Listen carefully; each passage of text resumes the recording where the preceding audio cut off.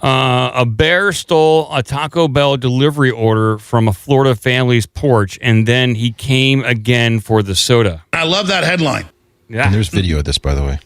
there is. Oh, geez, yeah. There is a CBS video. So this is mainstream news. Here we go. Let's see if I can play this. Expecting to open your door to get your food delivery, only to see it's gone. That's what happened to a family in Orlando, Florida. Turns out their doorbell camera caught a sneaky bear in the act, sneaking the bag of food from the porch and taking off with it. Look the at the family size opened the of door that in thing. disbelief, but after seeing the footage, they weren't that shocked. Apparently, bears are a common sight. Wow, that's incredible. Wow, that's big. So I'll read the rest of this story. What kind of Taco Bell did he steal? That's the important part. Was it a couple hard shell tacos? Was it a chimichanga? Maybe some chips and dip. We won't know. But It was just $45 worth of cinnamon churros. holy shit! $45 worth of Taco Bell. That's a lot of Taco Bell. True, that is a lot of Taco Bell, actually. It's you ordered that off the bear meal menu there. How many people are in this family? But I gotta hold on. 3 and a bear. Okay, well, fair enough. It was the bear they were ordering for him. But a fast food loving bear stole $45 worth of Taco Bell from the front porch of a home in Orlando. Let's see here. Moments after the Uber Eats driver delivered it. Well, did he get a tip?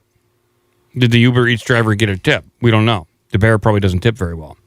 The criminal... Maybe the driver's in league with the bear. Oh, yeah, I see. Well, what does the driver really get out of this then? Really? Not much.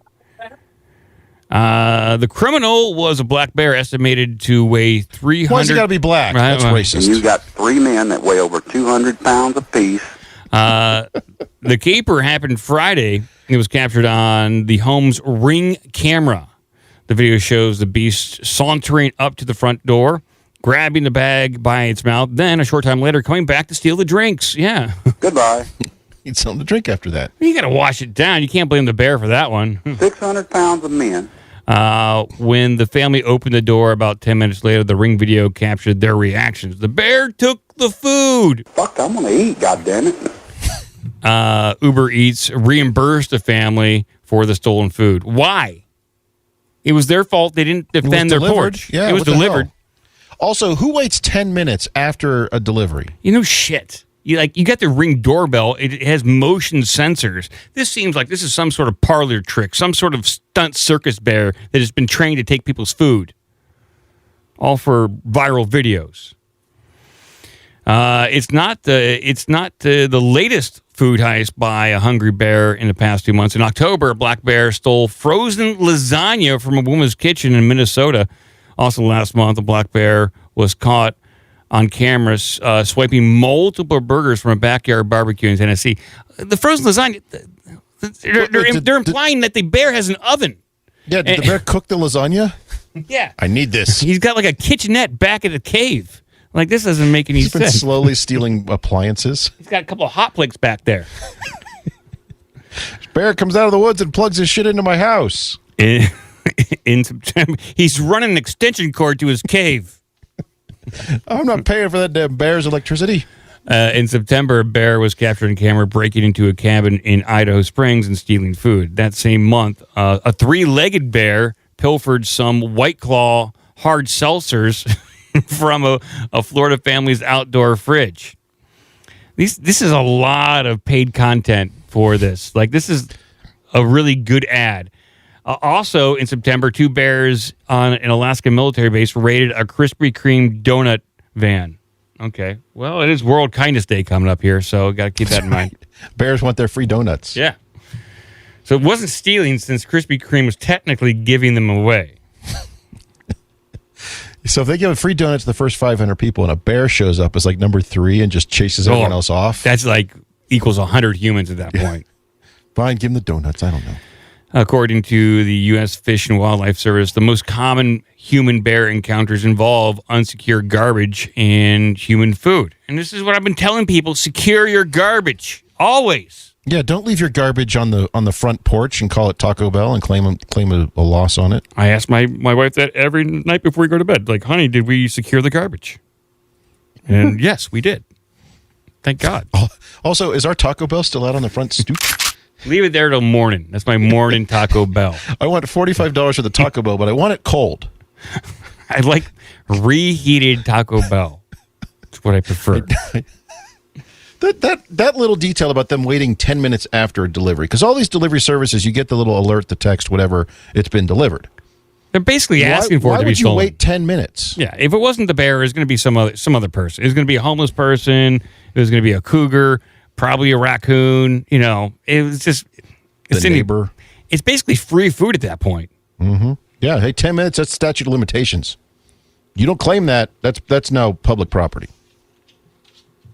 You need me to let you outside, Bogey? Want me to let you outside real quick?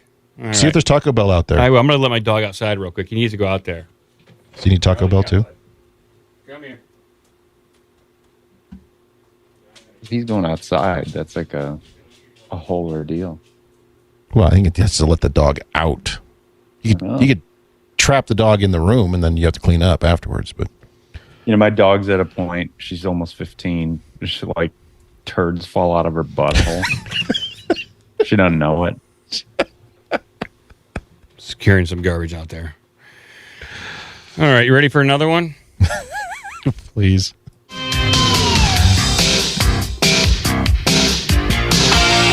I've had it up to here. All right, how about another native ad masquerading as oddball news, but it's too salacious to not talk about. Okay. We do like salacious news here. Mm-hmm. And salacious crumbs. OnlyFans stars pet python bites scene's partner's penis. I've never had an issue with her biting or anything until today. Oh, really? That's a lot of alliteration in this thing. Pet python bites scene partner's penis. Well, why not get rid of that and just say pet python pounces on porn partner's penis? It's a scene partner, whatever a scene partner is. I guess that's a porn partner, I guess. I don't know. They're doing a scene. They're playing house or something. We don't know. Just playing. Yeah, they're just doing like make-believe. All right, I'm coming back with bad grades, and you asked me to clean up my room. Go. All right. This is the worst scene ever. The pet python of a popular Australian OnlyFans performer ended up biting the penis of a man she had just filmed a scene with. Well, what was the scene? Were they acting inappropriately? Was it some sort of... You think the python was critiquing? Yes, their he was acting offended. skills?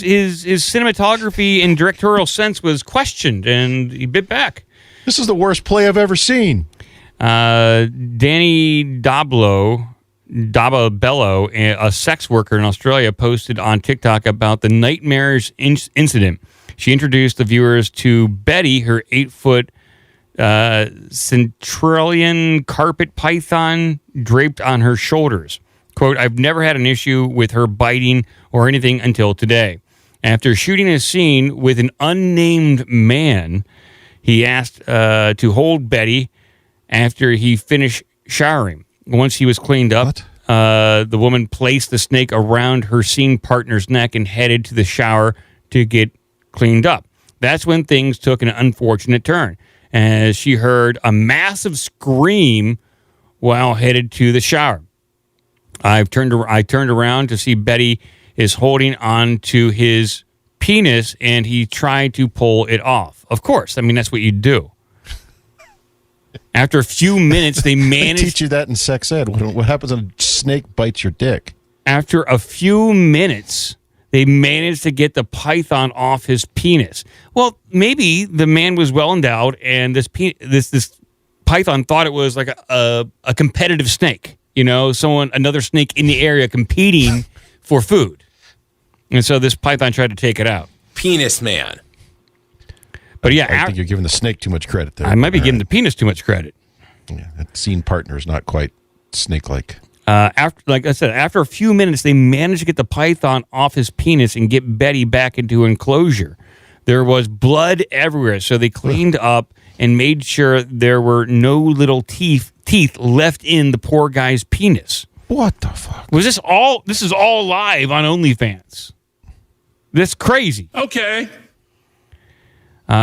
She suggested that the man that he get a tetanus shot to be safe. It sounds like the guy wasn't too beat up over the incident, as he texted her later to say couldn't wait for round 2. With her or the snake? Yeah, he'd really like that snake. That's crazy. Why would you even go back? You got your penis got bit once going over to a woman's house. Don't go back. Learn from your lessons. He could go get his own snake. Exactly at this point. But Booski in the chat suggests he could yell, "Grab the snake and twist it." you could grab the snake and twist it. Where's my ISO right there?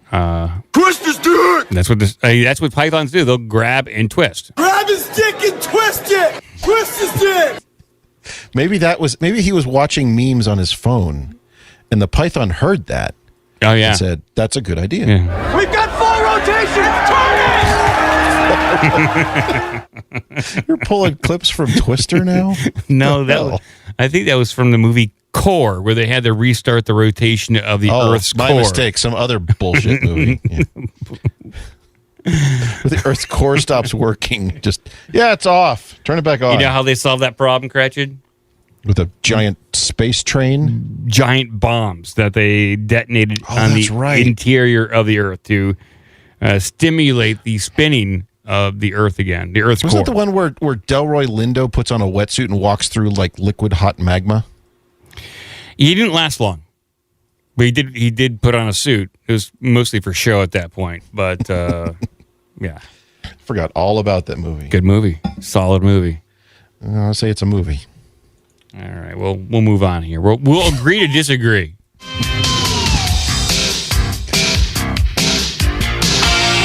I love this meme. All right. Where's my link here? We're going to stay snake themed, but not in that same. Well, I don't have shit. like a lot of snake sound effects, which is kind of. Oh. I've got 2 other snake stories. Do you not want snake stories? No, give me all the snakes you got. All right. How about fight? Well, do you want snakes or do you want people fighting in restaurants? I'll take snakes. Snakes for 100, Alex. Where's my snake link here? All right. Oh, I got a rattlesnake here. It's not a very good snake sound. No, it's not. All right. This sounds like a lot of CNN. hissing. This is from last week, I believe, and then I have a follow-up to this. Okay. Well, important news here. CNN's covering it. Critical. CNN's covering it. They're on the beat. Yeah. They got it covered. All right. Pizza Hut selling snake pizza in Hong Kong. That's some good news on that front. Snake pizza in Hong Kong. Okay. Well, you gotta understand there's local flavors there, local cuisine, and Pizza Hut's trying to fit right in. American company Pizza Hut has teamed up with a century-old Hong Kong restaurant to put a modern spin on a traditional dish, or more simply, snake on a pizza. Okay. The new offering combines shredded snake meat, black mushrooms, and Chinese dried ham, all indispensable ingredients of an authentic snake stew and part of the Hong Kong franchise's marketing plot to generate buzz online. Some diners in Hong Kong and around the southern areas of China have long enjoyed snake stew, especially during the colder months.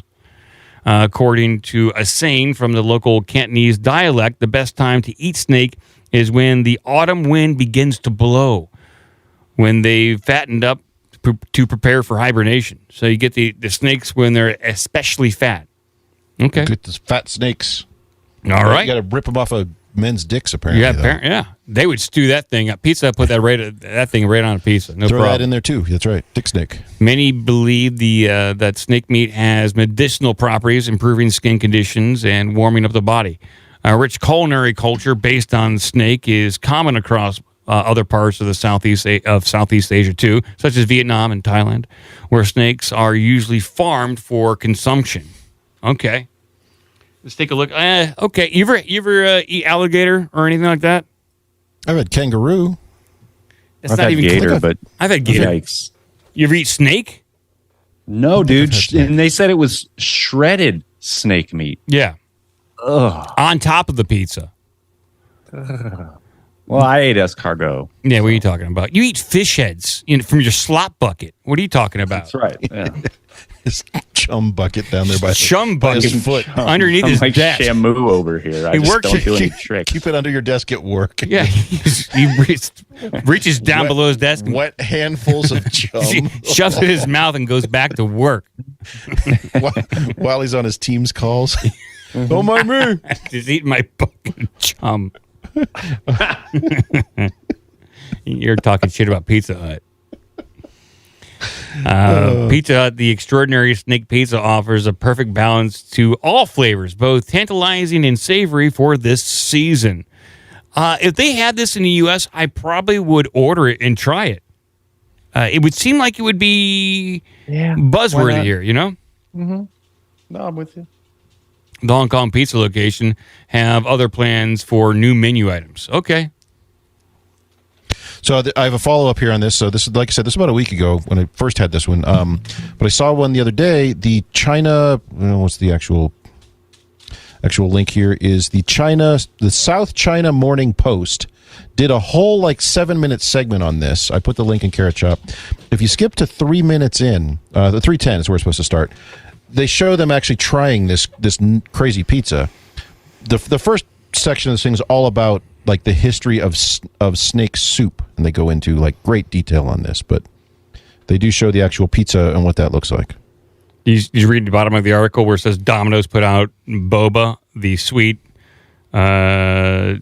Topico balls found in bubble tea. Tapioca balls found in bubble tea, and they put that on the pizza disgusting. 3 years ago. And that's what they do. Here's some random shit on your pizza. Well, we do the same thing in the U.S. Yeah. I know most people, I don't know what the numbers are, but when most people order pizza, they're probably everyone's sticking to the same 4 or 5 toppings. But every pizza place has those crazy nut bar pizzas that are hey, would you like a Philly cheesesteak on your pizza? Mm. Balls. You want some balls on your pizza? Sure. I want some snake balls on my pizza. All right, let's do another headline here. Ooh,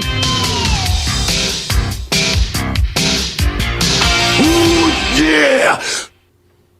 All right, I got one more snake-related story. Wow, snake news. Snake news. It's snake today. Snake Wow. news today. Where'd it go? It's November 11th. It's 11/11. Yeah, it's Armistice Day and Snake Veterans Day. Day. Oh, you're saying it looked like 4 snakes? Yeah, 4 snakes. Good. All right, so here's last snake news for today. Okay, we'll bring this up on screen here. Report, small animals sent to Tucson for rescue fed to reptiles. That's a huge piece of news. Okay, so these small furry animals were initially sent to an animal rescue, but they just wound up being snake food. Okay. That's what I'm getting out of the headline here. Yeah. Maybe I'm misreading it. You are dead on. That's exactly what happened. No. Nearly 250 rodents. Now, you should, these, they picture a cute little guinea pig here. I'm sure there's hamsters. I'm sure there's some, rats and mice in there, but. Chinchillas. Yeah, I guess all classified as rodents, but they don't like to be called that. And it is kind of demeaning. Associated with rats, is what you're saying? Yeah, I mean, come on, let's not be demeaning here. Nearly 250 rodents transferred to the Humane Society of Southern Arizona that were intended for adoption were instead fed to snakes and reptiles, according to the initial finding in a probe by the agency and the San Diego Humane Society. Fuck them. The two. Hey, Steve, find new homes for these rodents. I got an idea. I'll rehome them all right now. What is this shit? The two organizations who have been embroiled in a back and forth about the fate of the animals since September jointly addressed the outcome of these small pets in a news release Thursday afternoon. The saga began in August when the Humane Society here received a transfer of 323 animals from its San Diego-based counterpart. Hey, it's good news. Free snake food. Later the same day, the animals arrived in Tucson. They were transferred to Colton James in Apache Junction, the report says. About 60 of the animals were eventually returned by Jones to the Humane Society. Well, what happened to like the 250 others? Those are the ones that got rejected. They didn't want those. However, activists in both San Diego and Tucson pressured both organizations to find out what became of the other 250 small animals that remained in Jones's possession. The fall eventually led the Humane Society of Southern Arizona to fire its CEO, Steve Farley. Don't fire Steve. And the resignation of Christian Gonzalez, its chief program officer. Both agencies then announced that they were hiring a third party to investigate. Listen, the economy's bad. Snake food is expensive. Rodents are cheap. You do the math. Well, what I don't understand, first of all, here is who gives rodents to the Humane Society? I understand that kids have they have a mouse as a pet. They have a hamster as a Hulk Hogan. They have a guinea pig as pets. That sort of thing. It happens. Yes, when those get turned into a Humane Society, and spoiler for any animal that goes to a Humane Society or to a rescue league sort of thing, they're only there for a certain amount of time, and they all get put down. So what were they expecting to happen to all these rodents anyway? So this is a win-win. Here's a place where this guy runs a reptile sanctuary. He needed food. He went down to the Humane Society and got a bunch of them. I like the image of Hulk Hogan dropping off a bucket of rats every day to Humane Society. He'd bring them all in one. Every morning he's got a new bucket of rats to drop off. Well, it said 323. That's like one a day for a year. Hulk, why are you here every day? I found another guinea pig. Here you go. Oh, no. Where are you finding these? Don't ask.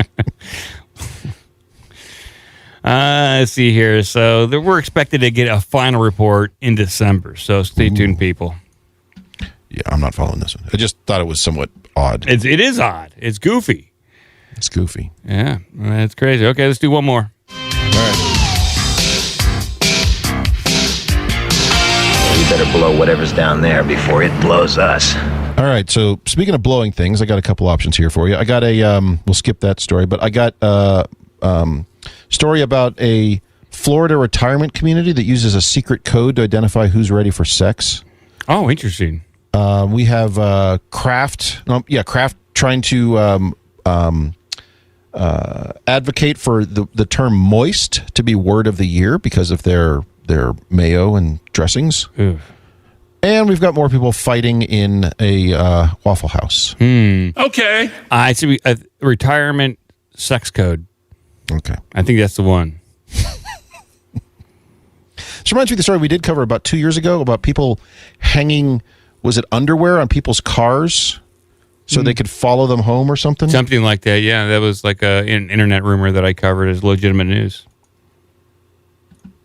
Well, this may also be an internet rumor. I mean, I don't know, but... We'll find out. Here we go. Loofa Code at Florida's largest retirement community. More about confused than enthused. I'm upset by this. So there apparently is a Loofa Code here. So I'm just looking at the picture, depending on what color loofah you have, that will indicate what type of sex you're ready for. But here, I'll read a story. I'm just guessing here. There's a story making the rounds these days about how people who live in the Villages, Florida's biggest retirement complex, convey their kinky partners swapping sexual appetites by placing colored-coded loofah poofs on their car. A Reddit thread even goes so far as identifying the Loofa Code, spelling out the 7 loofah colors and what each code means. Okay. Okay, I want to know about the Loofa Code. I've got it up anytime you want to bring it up. Of course, this goes on to say, this, of course, is one of those stories that is too good to be true and is just the latest chapter in folkloric canon of sodden tales that collect so easily on the sprawling 3-county. Okay, they're saying, yeah, it could be true, but probably not. But where are the sex codes? So you got it up on screen right there? I do. There you go. There's your sex codes. Okay. So the sex codes, white means novices and beginners. Purple loofah means voyeur and people who like to watch. Pink means soft swap, people who like to do it with others in the room. That's a soft swap? Okay. Blue means lowest level of full swap, those who can play well with others. Yellow means mid-level swap for those who want to have fun but are still nervous. Okay, I get it. They're tepid, but they still want to do it. They're recalcitrant. Black means full swap. Those who say, what the hell, let it all go down. And then the teal is bisexual for those who want to increase their dating chances. Okay. So those are the color codes right there. So that's the rumor. Now, the backstory in this apparently is this came out from somebody's TikTok or something, and people are saying, no, what they're actually is far more innocent. These are elderly folks in a retirement home, and as is common in, let's just say, suburban America, you come out into a parking lot and there are seas of cars, and this is like the old tennis ball on the antenna. People put different color loofahs on their antennas to determine where their car is so they can find their car. And sex. And then also free sex. Yeah. So. Interesting. Because at a retirement home, how many cars really are there? You'd have to tie the loofah on your doorknob. That seems like because if or onto something else, and then a snake might bite it. Yeah, it seems like putting these loofahs on your car. Then you say, okay, the owner of the Prius is really into anything. Like he'll go anyway, but I got to track down the owner of the Prius now. Yeah. This seems like a lot of work. Who's got that Prius with all the teal loofahs on them? Yeah, find that guy. You got to stand up during bingo and start quizzing people about what color loofah they got on their car. Who's got the blue car with the yellow loofah? You know, it's tie it on your door, or just wear a T-shirt. At that point, like when you're 80 and you just are, hard up, just wear a T-shirt. You're ready for a little blow. You're ready for a little go. Let's get it down. Let's let it happen. Jesus. I would like to suggest we start expanding upon this phenomenon, and everyone go buy different colored loofahs and leave them on other people's cars. That's the test right there. It is a test. Put it on the faculty's car. Just go out to local mall with the 10 or 12 loofahs and just scatter them around. See what happens. Yeah. It's an interesting social experiment.